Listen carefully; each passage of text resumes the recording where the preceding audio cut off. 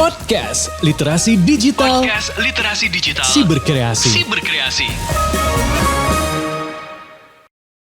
Halo Sobat Literasi Digital. Hai. Apa kabar? Gimana nih, pasti hari kalian hari ini lagi ada berita-berita buruk yang baru kalian dapat, atau ada berita-berita seneng juga, atau ada yang baru pulang kantor dengerin kita juga. Ada yang sambil siap-siap juga. Pokoknya lagi Betul. ngapain kalian ya. Yang penting Indi dan juga Satya Yes. akan balik lagi dengan kali ini masih di podcast Literasi Digital Siberkreasi. Temanya adalah aman di media sosial. Betul. Gimana Ndi? Kita udah lama juga gak ngobrol-ngobrol tentang perdigitalan ini. Tapi sejauh ini apa yang lagi sering Indi lihat di sosial media? Tentang berita-berita yang seru dan bikin geger ada.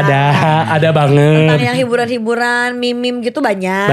Banyak banget. Betul, yang edukatif juga banyak banget. Benar. Tergantung yang kamu follow sebetulnya. Betul. Nah kalau di aku case-nya lagi banyak banget info konser. Oh baik. Bener ya. Iya betul. Tiba-tiba semua artis datang, tiba-tiba semua informasi tentang si A mau datang ke Indo, si B datang ke Indo, si ini ke Singapura terdekat jadi 5 hari, jadi 6 hari gitu Betul. kan. Aku pengen banget deh bilang yang 6 hari itu gak mau dipasin aja 7 hari. Biar kalau seminggu itu jadi puncak komedi. Betul ya. Karena sampai aku yang lucu, teman aku ngeposting. Apa? Pas jadi 6 hari kata dia gini, tolong dibantu Chris Martin cari kosan. Di Orchard. Di Orchard Road. Mahal tapi kosannya di Orchard ya. Karena dia kayak walking distance ke 313 Somerset. Betul. Ya gitulah. Aduh. Gimana nih dengan banyaknya konser-konser yang ada di Indo. Mudah-mudahan Betul. keuangan kamu aman juga. Betul, amin. Dan harus aman juga untuk kamu yang mau war tiket dan segala macam. Pastikan data kamu juga itu gak sampai gimana-gimana. Benar banget Apalagi ini. mungkin banyak yang beli tiket konser dengan cara pinjol. Iya, pinjol atau mungkin ada yang kredit. Aduh. Atau mungkin ada juga yang kayak kadang kan suka ada calo-calo yang agak serem ya, yang kayak minta foto KTP sebagai bukti kalau lo Betul. jadi beli. Nah, itu juga harus hati-hati tuh dalam nge-share data-data kalian. Iya, tapi kemarin sempet sebel gak sih saat di tengah kita semua udah standby dari jam 10 kurang. Ada yang sampai udah bela-belain datang ke coffee shop yang katanya internetnya cepet. Dia sampai izin kantor, WFH lah dan segala macem. Tiba-tiba ada video yang seliweran. Kita saingannya sama bot. Iya bener banget. Sedih aku tuh. Dan apalagi yang paling kasihan tuh ada orang yang percaya bahwa yang namanya war ticket itu akan lebih gampang dan bisa dapat kalau war ticketnya di warnet. Di mana di Jakarta sekarang ada warnet. Temen aku sampai bela-belain ke Cimanggis, Depok buat war tiket. Karena di sana ada warnet. Masih ada warnet. Pertanyaannya dia dapat nggak? Enggak. Nah gitu ya. Tapi hati-hati kadang kan kita juga kalau misalnya login pakai hotspot, pakai wifi yang Benar, gratis gitu ya. benar, Kadang benar. data-data kita yang dicuri. Pokoknya remember, kalau kata teman gue pernah bilang, if you get it for free then you are the product. Betul. Gitu. Jadi Benar. pasti harus hati-hati banget nih buat kita. Jangan mentang-mentang dapat internet gratis terus kamu langsung kayak mau tukerin itu semua dengan data-data informasi yang kamu punya. Karena aset zaman sekarang yang paling mahal itu adalah data. Data, benar. Gitu. Karena gak ada segala sesuatu, gak ada yang gratis kawan-kawan ya. Pasti ada sesuatu yang diambil dari kita. Nah kali ini Indi sama Satya gak akan berdua-dua ngobrolnya. Kita Benar. akan langsung mengundang aja untuk hadir di sini nih Ketua Koordinator Forum Keamanan Siber dan Informasi atau Formasi. Kita langsung panggilkan Pak Gildas Deograt Lumi. Selamat datang Pak Gildas. Selamat datang Pak Gildas. Ya, terima kasih sudah diundang. Selamat sore. Ini mah kalau gitu bakalan jadi konsultasi Indi dan Satya 0 rupiah. 0 rupiah benar ya. Amin. Amin. Takutnya ada invoice tiba-tiba Iya, datang. tiba-tiba pas udah beres, tiba-tiba ini yang bikin podcastnya videografer langsung bilang kayak, Kavi hari ini dipotongnya saya Pak Gildas minta invoice konsultasi gitu. Kalau itu jadinya A+. Apa? Iya. Pak Gildas gimana kabarnya? Alhamdulillah sehat. Sehat. Yang penting sehat dulu kan. Betul. Betul, percuma banyak uang apa segala macam. Kalau nggak sehat, no. Percuma sehat itu mahal guys. Betul. Sebenarnya sehat itu gratis, yang mahal itu kalau sakit ya. Bener. Ke rumah sakit. Bener banget lagi Indi. Tapi ada juga Indi yang mahal. Apa? Balik lagi data-data. Nah, ya. itu makanya yang mau kita bahas. Kita mau ngobrol sama Pak Gildas kali ini. Pak Gildas, mungkin boleh cerita dulu dong, perkenalan dulu sama Sobat Literasi Digital gitu ya. Pak Gildas ini tentang kiprahnya awal mulanya berkecimpung di dunia informasi dan teknologi khususnya untuk keamanan siber. Karena mungkin kalau teman-teman masih pada inget ya, dulu tuh sempat heboh kita kasus Bjorka. Bjorka benar. Gitu, tapi yang bikin heboh itu bukan di kategori musiknya karena gue ngefans sama dia as a musician iya Oh iya, sebetulnya. Bjorka. Tapi kemarin Bjorka. case-nya berbeda ya Pak ya. Beda kasus, betul. Silakan mungkin Pak Gildas boleh mulai dulu cerita-cerita. Pada suatu hari, Once Bisa upon aja. a time. Iya benar. guru playgroup. Guru playgroup. Ya kalau saya sih awalnya dulu hobi sih sebetulnya. Oke. Tapi malah saya nggak pernah berpikir akan kemudian berkarir menjadi profesional atau punya passion terkait dengan IT gitu ya, bahkan IT security atau cyber security. Gitu. Boleh maju lagi. Oh iya. Ya. Tapi karena dulu daftar kuliah di mana-mana nggak ada yang keterima gitu ya, jadinya ya sudah terima nasib daftar di kampus yang menerima. Itu pun cadangan diterima peringkat D, cadangan ke 18 apa 16 begitulah gitu. Tapi ngambil kuliahnya IT berarti IT. pada saat itu Pak. Iya betul IT, karena zaman saya dulu nggak ada yang mau di IT, semuanya di bidang yang lain. Saya dulu juga maunya teknik mesin. Apa tuh teknik mesin nggak ngerti juga, pokoknya keren aja gitu. Iya. Berarti dulu tuh kayak jurusan IT tuh kalau untuk mahasiswa pada masanya tuh kurang seksi didengar jurusannya ya. Bukan kurang seksi didengar, apaan tuh? Lebih ke bahkan nggak tahu ya. Iya nggak tahu gitu, karena ini saya bicara di tahun 91 nih. Oh. Jadi ketahuan deh umur saya berapa ya. Iya. Padahal tadi dia minta dipanggilnya Dek Gildas ya. Gildas, iya, betul. Sekarang baru bilang kalau kuliahnya di tahun 91 ya. Iya, itu. Benar. Saya angkatan 91. Jadi dulu apaan tuh IT gitu. Apalagi kemudian bicara IT security gitu ya, tahun 95, 96 gitu. Jadi singkat cerita nyasar, saya nggak pernah pegang tahu komputer sama sekali. Jadi lab komputer pertama itu teman-teman satu lab udah pada kerja, udah mulai coding.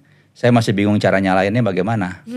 Ya, dan dulu nyalain komputer tuh di power supply-nya di belakang ada tombol merah gede, mesti dipencet, dicetek gitu kayak tombol lampu. Iya. Jadi pertanyaan pertama saya itu, kakak ini nyalain komputernya bagaimana? Itu setelah 45 menit.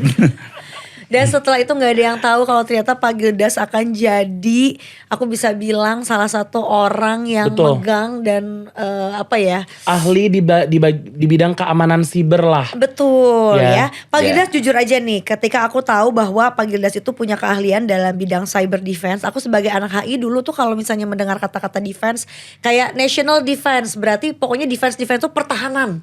Nah kalau ini tuh cyber berarti, aku langsung at a glance ya Pak, sekilas tuh Pak Gildas tuh kayaknya yang mengamankan data-data negara, seolah-olah tuh kayak gitu. Bener gak sih Pak Gildas tuh sehari-harinya melakukan itu untuk negara kita?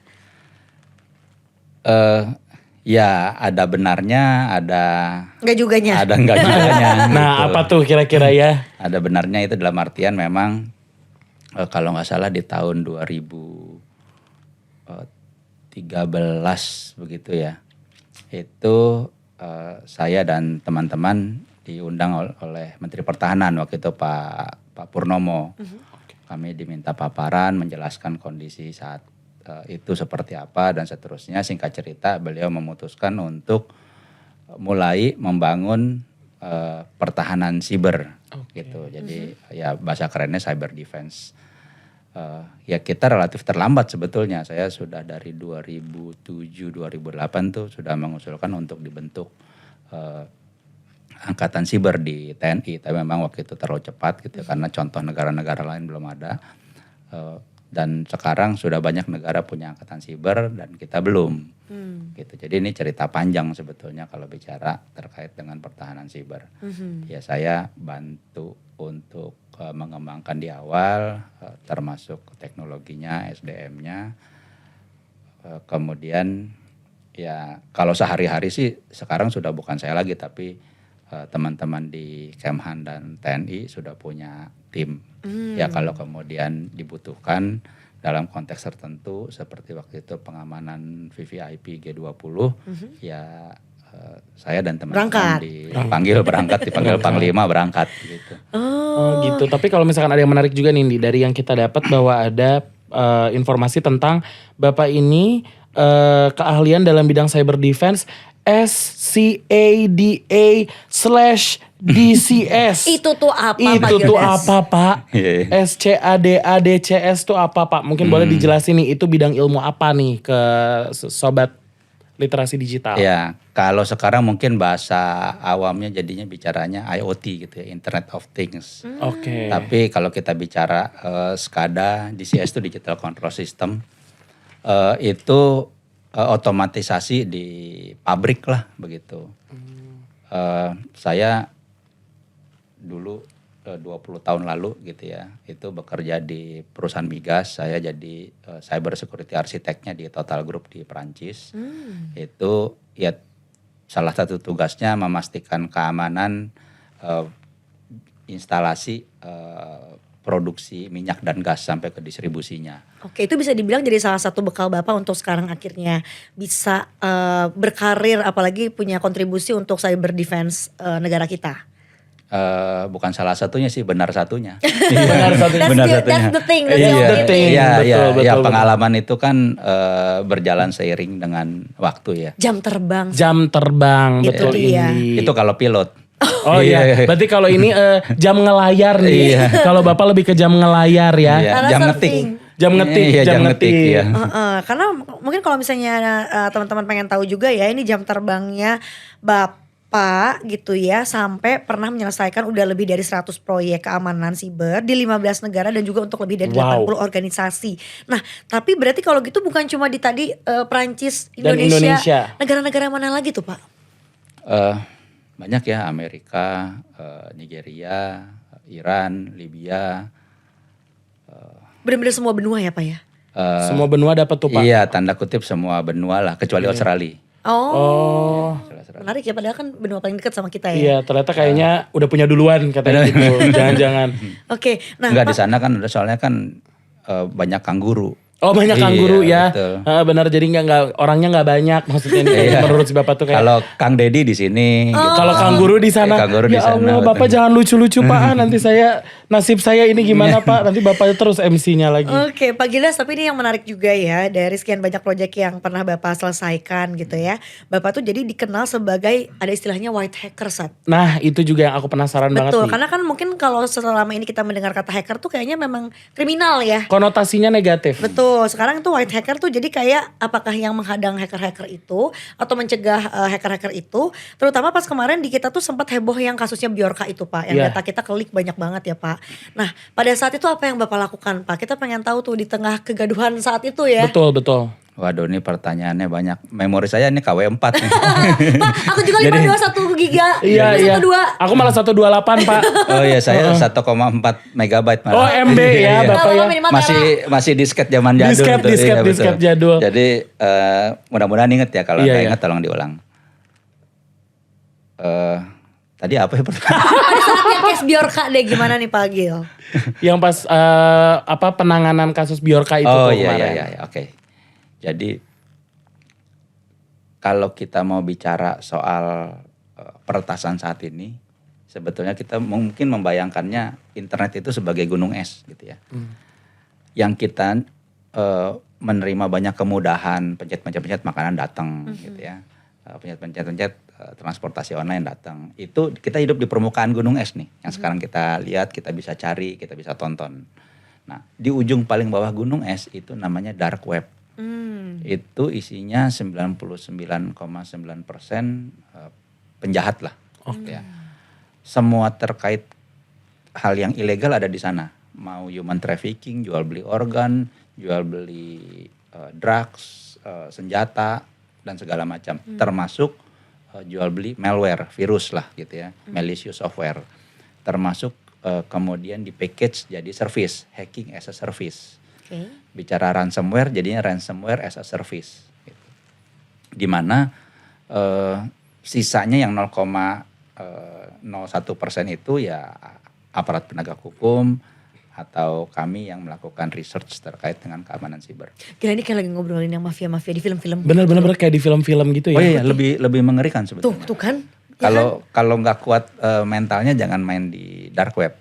Aku pernah dengar juga istilah deep web. Jadi dark web sama deep web tuh mana yang lebih Atau itu sama sebenarnya. Ya, ujung paling bawahnya deep web itu dark web. Oh dark tuh jadi udah paling itu Palung Mariana. Palung Mariana ya. Paling dalam banget ya. Itu tuh adalah dark web. Di situ yang tadi mungkin Bapak juga udah sempat jelasin banyak hal-hal yang termasuk mungkin tadi udah ngejelasin juga Hal tentang ilegal sih. ilegal aja termasuk mungkin hacker-hacker yang tadi kita bilang konotasinya negatif tadi apa ya. Nah, dalam konteks ekosistem dark web itu ada pihak yang melakukan research terkait dengan kelemahan keamanan, kemudian dijual, ada yang membuat exploitnya, exploit itu hacking toolsnya, tools untuk menerobos celah keamanan tersebut. Kemudian ada yang dijual lagi di packaging jadi malware, kemudian di packaging jadi services. Ada yang pakai servisnya bagi hasil gitu ya. Kemudian ada yang meretas dapat datanya, kemudian datanya dijual di dark web. Ada yang beli data di dark web, kemudian dijual ke permukaan, dijual ketengan. Nah, itulah yang kemarin heboh-hebohan si Bjorka itu. Jadi Bjorka itu sebetulnya kalau kita lihat dari mata rantai ekosistem supply chain tadi, dia tuh pedagang asongan yang muncul ke permukaan. Meretas juga bukan gitu. Tapi kan sangat sedikit netizen yang paham tentang konteks itu. Makanya di sini kita hadirkanlah Pak Gildas. Ya. Betul. Untuk cerita ringannya. Jadi kalau kemudian banyak warganet yang memuja-muja Bjorka, menurut saya otaknya mesti diberesin tuh. Waduh. Ya, satu bagian dari kejahatan. Iya. Dia membeli dan menjual data kita, kemudian kita sebagai korban, kemudian kita puja-puja, kan lucu. Iya benar. Orang maling di rumah kita, kemudian ada penadahnya ngejual barang, kita anggap sebagai pahlawan. Gitu. Saya nggak ngerti tuh pola pikirnya seperti harusnya apa. kan kita bahu-membahu ya untuk mensupport. Nah inilah yang akhirnya menjadi benteng depannya penjaga hal-hal itu. Termasuk tadi istilahnya ini tuh adalah Pak Gildas dan teman-teman, bukan Pak White Hacker ini. Ya, nah kalau itu bicaranya begini, jadi konteks ini kembali lagi ke zaman dulu nih, mundur 25 tahun lalu, 20 tahun lalu, 25 tahun lalu lah gitu ya. Di mana belum ada undang-undang terkait kejahatan siber, belum ada bisnis modelnya gitu ya. Jadi dulu misalnya saya meretas salah satu universitas di Jerman, ya setelah itu si adminnya jadi teman, ternyata dia lebih jago, saya belajar banyak, cuman kerjaannya aja banyak, jadi saya gak sempat ngurus bener. Basically begitu, kita bego-bego aja sebetulnya, karena dia kerjaannya kebanyakan aja. Nah, dulu belum ada bisnis modelnya. Sehingga ya kalau kita bicara terminologi hacker awalnya itu adalah positif, jadi orang yang mengeksplor satu konteks gitu ya, bisa teknologi, satu sistem dan lain-lain, kemudian mencari entah kelemahan atau mungkin cara penggunaan yang berbeda dari teknologi tersebut sehingga bisa dimanfaatkan lebih positif gitu. Awalnya tuh begitu. Jadi memang kita memang mencari kelemahan dari teknologi, kita perbaiki supaya bisa lebih bermanfaat. Rohnya tuh itu. Tapi waktu kita melihat kan teknologi netral. Waktu kita melihat satu kelemahan tapi terus bisa dimonetize, bisa jadikan uang. Nah, ada teman-teman, ada pihak-pihak yang kemudian tergoda mau cepet kaya, gampang banget kalau mau kaya di Nanti kita di ngobrol internet. over ya. Iya nanti kita ngobrol off air ya Pak ya. Jangan itu pidana soalnya Iya kejahatan. makanya nanti pas udah off air Bercanda aja. ya. Bercanda Iya. guys. Jadi akhirnya ya hacker itu kemudian konotasinya seperti penjahat gitu, dan makin banyak hacker yang ketangkep. Ya kalau hacker yang ketangkep berarti kurang jago. Basically begitu sebetulnya. Iya benar. Iya. Kalau jago nggak ketangkep. Kalau jago pasti nggak ketangkap. Benar. Karena meretas tuh sangat mudah. Yang sulit itu bagaimana supaya tidak tertangkap. Oke, berarti di sini white hacker kayak Pak Gildas dan teman-teman bisa dibilang polisinya Pak. Sebetulnya kalau polisi kan lebih ke penegakan hukum. Ya kami bantu mengamankan dalam konteks begini. Kami meretas itu secara sah di kontrak dibayar oleh pemilik sistem. Jadi misalnya bank gitu ya, banyak customer kami perbankan, pemerintah dan lain-lain, kami harus ada hitam atas putih ya, jadi harus ada kontrak tertulisnya. Ya kita juga pasti dibayar untuk meretas sistem tersebut. Nanti kelemahannya apa saja, bagaimana cara meretasnya, rekomendasi perbaikannya apa, kami beritahu. Itu yang istilahnya penetration testing.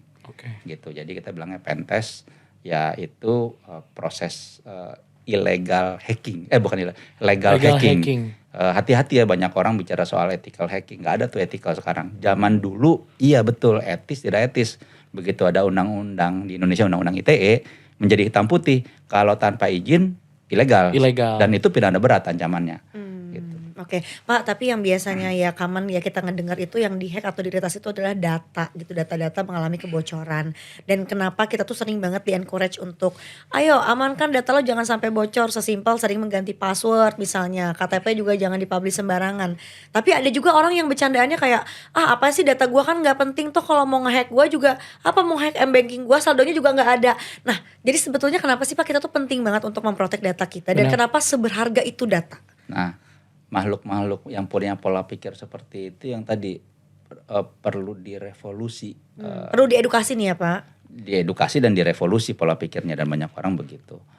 Kenapa? Karena Mbak Indi sama Mas Satya pernah dengar istilah ini, mensana in corpore sano? Di dalam tubuh yang sehat terdapat jiwa yang itu kuat. bahasa aslinya.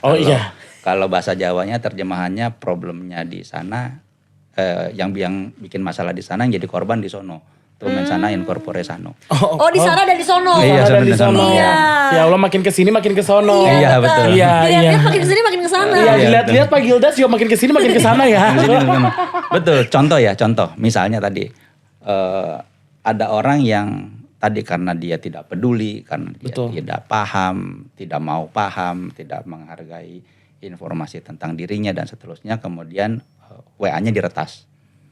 WA-nya diretas, betul yang menjadi korban peretasan si makhluk ini. Tapi siapa yang menjadi korban sesungguhnya? Korban penipuannya siapa? Bukan dia.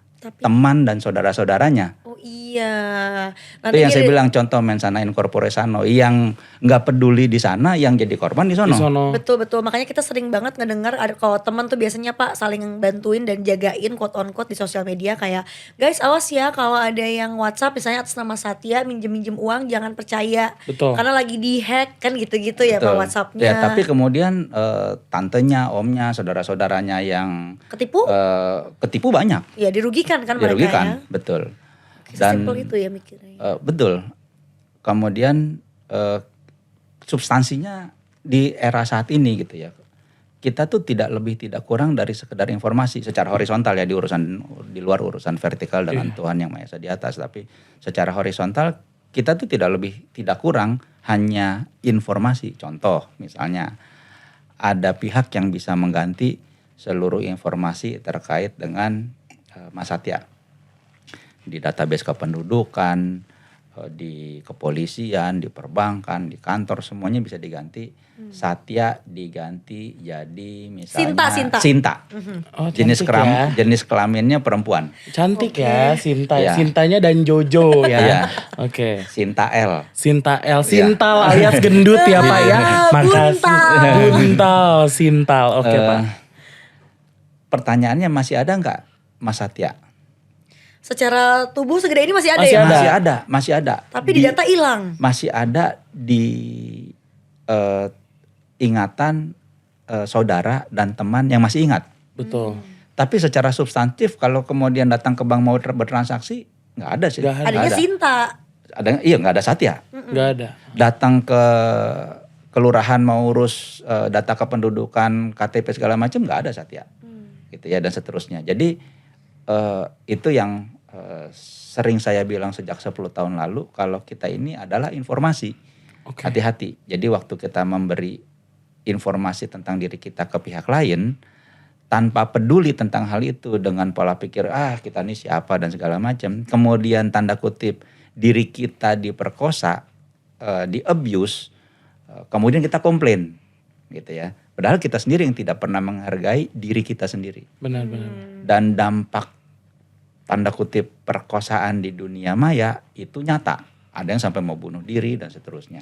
Oh my god, ya itulah kenapa mungkin sekarang yang namanya istilah overexpose diri sendiri, kita terlalu banyak share informasi di sosial media, itu bisa jadi bumerang buat kita, membahayakan diri sendiri ya Pak ya. Betul. Nah ini buat kita-kita yang udah kepapar media sosial banget Pak, kira-kira gimana nih Pak untuk kita tetap bisa bijak dan cerdas menggunakan sosmed supaya tadi gak oversharing. Karena jujur aja loh, sebelum interview Pak Gildas aku nyari tahu Pak Gildas search sosmed aku gak nemu.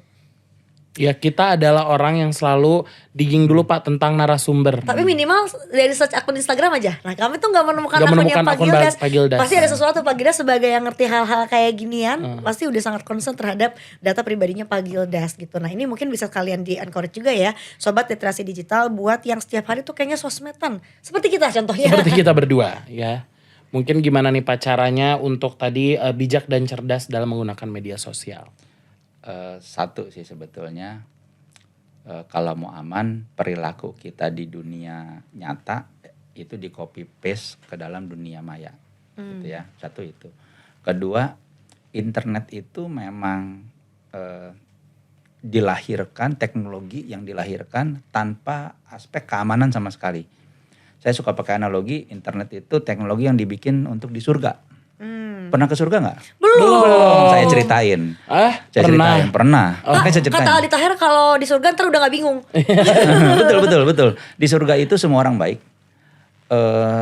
Katanya semua orang itu tanpa busana, tidak ada yang berpikiran cabul, emas permata di mana-mana, nggak ada yang berniat jahat. Itu di surga. Semua orang nggak ada yang berniat mau bohong, mau nipu dan lain-lain. Kemudian teknologi yang dirancang untuk dipakai di surga yang tidak butuh pengamanan sama sekali, sehingga tidak ada pengamanan sama sekali. Kemudian dipakai di dunia. Yang orang ada yang baik, ada yang jahat. Kadang baik, kadang jahat. Kalau orang baik kemudian kepepet bisa jadi jahat dan seterusnya gitu ya. Bahkan monyet bisa ngetik itu dia download foto diplomat salah satu negara yang keren gitu ya. Bikin akun Instagram, monyet itu jadi tuh orang ganteng. Dan banyak, mohon maaf ya, bukan isu gender bukan, tapi banyak sekali perempuan-perempuan yang pendidikannya tinggi, sebagai pengusaha, kekayaannya banyak gitu ya, kemudian tertipu karena akun-akun palsu ini, gitu. Yang moralnya satu, monyet bisa ngetik, jadilah dia siapapun di internet. Di internet. Itu belum bicara deepfake. Kalau bicara deepfake lebih sadis lagi. Siapapun bisa menjadi siapapun gitu. Waduh gila ngeri banget ya. Tapi Jadi sebetulnya serem. kayaknya waktunya kita gak cukup ya kalau misalnya untuk bahas ini semua hanya dalam durasi yang kita punya sekarang. Betul. Ya. Nah Pak, tapi sebetulnya ini kan suatu kehormatan ya kita bisa ngobrol sama Pak Gildas juga gitu. Bapak tapi sebetulnya di luar ini suka bantu mengedukasi masyarakat juga gak sih akan pentingnya untuk kita menjaga data keamanan pribadi. Nah, itu bisa kontak atau cari tahu Bapak di mana nih kira-kira? Oh ya.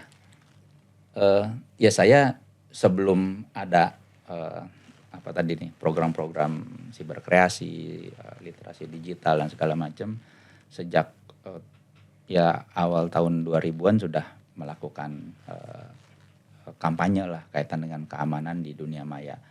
Jadi kami di komunitas, dulu namanya Komunitas Keamanan Informasi, sekarang jadinya Forum Keamanan Siber Informasi, kami melakukan deklarasi tuh hari kesadaran keamanan informasi 7 Maret 2007. Setelah 11 tahun ternyata sadar dan melakukan dua hal berbeda. Jadi kita deklarasi ulang jadi hari kebudayaan keamanan informasi supaya pola pikir dan perilaku itu embedded.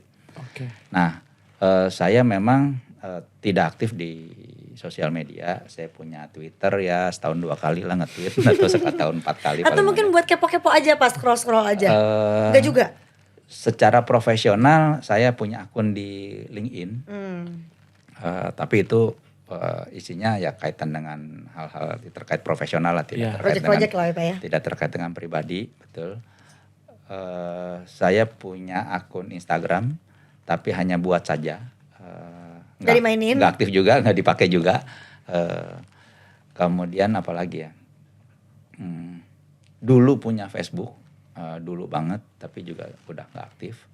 Dulu pakai WA, tapi kemudian setelah ada perubahan teknologi di sisi WA, dulu WA oke gitu ya. Sekarang ya waktu saya baca wah ini jadi bermasalah, jadi saya stop pakai WA mungkin dari sebelum pandemi lah 2019 lah terakhir. Menarik. Saat Bapak adalah orang yang bekerja dalam dunia digital, tapi bapaknya sendiri kayaknya nggak kayak kita yang tiap hari kena digital terus. Terpapar banget ya. Iya. Bahkan overuse ya kadang-kadang Overuse ya. betul. Dan setelah saya nggak lagi pakai WA, gitu ya. Ya yang lain memang saya nggak aktif sih, WA kan memang untuk berkomunikasi. Itu kehidupan memang jadi jauh lebih tenang, jauh lebih nyaman.